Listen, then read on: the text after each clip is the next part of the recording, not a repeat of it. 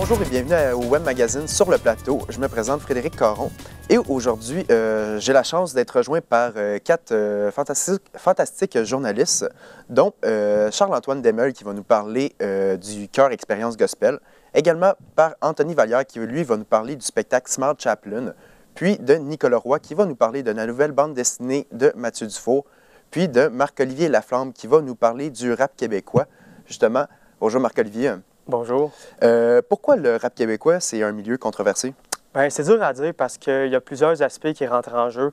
Donc, pour avoir le cœur net, j'ai décidé de m'entretenir avec un de mes proches qui fait justement du rap québécois. Il s'appelle Rafsom. Et il m'a dit que c'est surtout en raison des paroles qui sont dites. On parle notamment dans le rap québécois beaucoup de violence, du sexe, de la drogue. Donc, c'est pour ça que le rap a un certain scandale au Québec. En parlant de Rafsom, peux-tu me parler un peu de son cheminement? Son vrai nom, c'est Raphaël Poirier et il produit et compose sa musique dans la Rive-Sud de Montréal.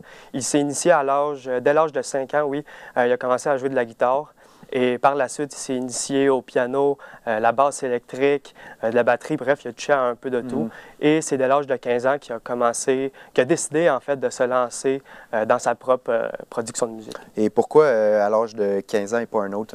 Ça a été sur un coup de tête. En fait, un jour, il a voulu jouer de la guitare par-dessus ses morceaux de batterie. Donc, il s'est acheté un genre de système, un logiciel pour ça. Et de fil en aiguille, il s'est vraiment trouvé une passion pour la musique. Et il s'est dit, pourquoi pas, je vais me lancer dans la production de musique, voir qu'est-ce que ça donne. Qui fait que c'est vraiment lui qui compose et produit toutes ses chansons? Exactement. Puis d'après lui, c'est quoi l'avenir qui est réservé au rap québécois? Vers où ça s'en va? Beaucoup vont dire que l'avenir du rap québécois est en déclin, mais selon lui, il y a une certaine ascendance. Des artistes comme Mike Schaab, qui a non seulement percé dans le milieu du rap québécois, mais en ce moment qui est aux États-Unis, à Détroit, pour produire, composer sa musique et essayer de percer aux États-Unis, où est-ce que le milieu du hip-hop est immense.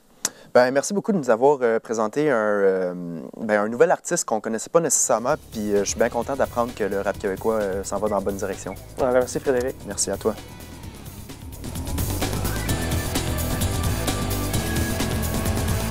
On est maintenant rejoint par Nicolas Roy qui va nous parler de la nouvelle bande dessinée de Mathieu Dufour. Donc, bonjour Nicolas. Bonjour.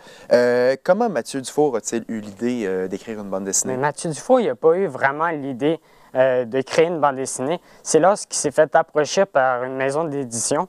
Il voulait qu'il écrive un livre, mais il n'était pas prêt. Il n'y avait rien à dire. Puis là, lors d'une rencontre avec son équipe, ils ont dit en blague, pourquoi pas créer une bande dessinée? Ils trouvaient que c'était une idée géniale. Donc, ils sont allés vers cela. C'est où que Mathieu Dufour a pris son inspiration? Il a pris ses idées sur les réseaux sociaux de sa vie, ainsi que dans les stories Instagram qui faisaient beaucoup réagir les gens.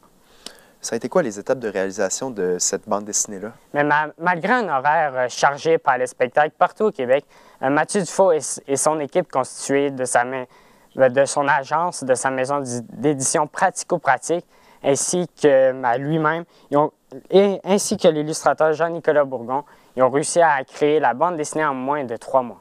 Ça a été quoi ses réactions à Mathieu Dufour face à la publication de la bande dessinée? Mais Mathieu Dufour s'est senti vraiment heureux. C'est vraiment un projet qui était important à ses yeux. Donc, il a été vraiment heureux. Aussi, c'est un sentiment de fierté. Il trouve que il mentionne que c'est vraiment agréable d'avoir un projet tangible. Et finalement, c'est quoi son prochain projet ou ses prochains projets? Mathieu Dufour va avoir son premier stand-up sur Netflix très bientôt. Aussi, on peut le suivre également sur les réseaux sociaux. Ben, je sais où que moi je vais... c'est quoi le prochain livre que je vais acheter lors de mon prochain passage à la librairie. Merci beaucoup, Nicolas. Merci.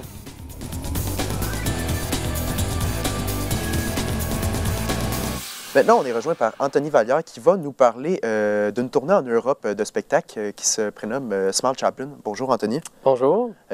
En quoi consiste la tournée Smart Chaplin? Oui, en fait, Smart Chaplin, c'est le premier spectacle s'inspirant des œuvres de Charlie Chaplin à être présenté au Québec. D'ailleurs, on pourrait y assister à partir de juin 2024. Par la suite, le spectacle fera l'objet d'une tournée mondiale organisée par MRUA International. En entrevue, M. Richard Aubé, co-concepteur du spectacle, a mentionné que ce dernier ferait voyager les spectateurs pendant environ 1h30 dans l'univers de Charlot, le personnage iconique de Charlie Chaplin. Tout ça grâce à de nombreux professionnels, dont 13 artistes, une dizaine de concepteurs et une chorégraphe. Quand et comment le projet est-il né? En fait, c'est Caroline Perron et Richard Aubé qui ont créé le concept en 2018. La même année, les deux Québécois se sont rendus en Suisse pour présenter le projet à la famille Chaplin et ils y ont obtenu une licence pour présenter le spectacle dans 23 différents pays, dont le Canada, l'Inde, le Brésil et l'Italie. Parle-nous un peu du déroulement de cette tournée-là. Oui, en fait, donc, comme on l'a dit, le spectacle Smart Chaplin va être présenté un peu partout autour du globe. Ce qui est important à propos de cet aspect-là, d'ailleurs, c'est que le spectacle est vraiment axé vers le développement durable, c'est-à-dire qu'il va y avoir des actions qui vont être posées tout au long de la tournée pour agir sur les 3 composantes du développement durable, soit l'aspect environnemental, l'aspect économique et l'aspect social. D'ailleurs, la fille de Charlie Chaplin, Géraldine Chaplin, a commenté cet élément du spectacle en disant que c'était vraiment parfait, qu'on était rendu là, puis que son père aurait vraiment adoré l'idée, dans le fond. Rapidement, MRUA International, c'est quoi? En fait, MRUA International, c'est l'entreprise culturelle qui est en charge du spectacle Smart Chaplin. Elle a été confondée par Caroline Perron et Richard Aubé en 2019, donc un peu après les premières démarches pour le spectacle Smart Chaplin. Bien, merci beaucoup de nous avoir appris un peu plus sur ce personnage-là et sur cette tournée-là. Merci.